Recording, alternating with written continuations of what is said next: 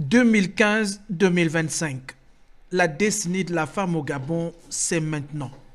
Aujourd'hui, au cœur du dispositif d'émergence, le chef de l'État place la femme comme acteur clé du processus de croissance.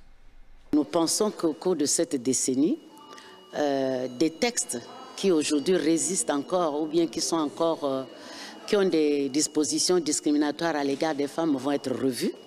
C'est une très bonne chose pour nous et nous pensons que nous allons participer et que le président souhaite que cette décennie ne pourrait pas se faire sans nous.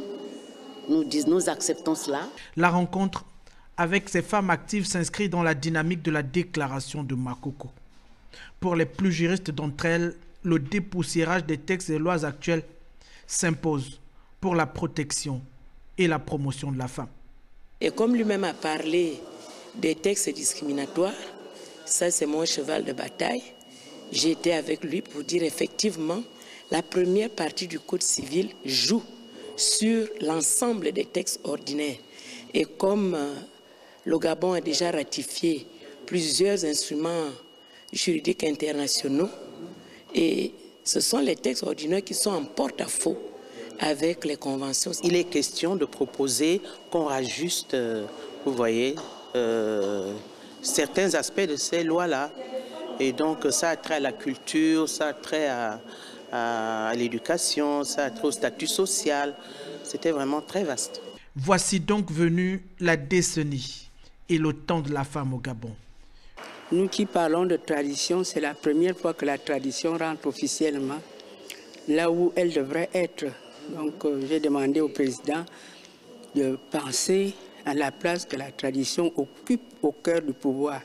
Parce que nous avons la prévision et la matérialisation.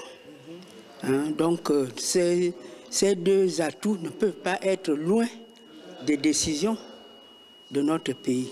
Le choix de la maternité allaitante comme le sceau de la République marque l'importance du rôle de la femme dans l'épanouissement du pays pour les 10 prochaines années. J'ai représenté le sport féminin, plus précisément le football féminin. Il nous a dit qu'on ne se sente pas marginalisé et qu'il va faire de son mieux pour que nous soyons traités au même pied d'égalité que les hommes. Ça a commencé.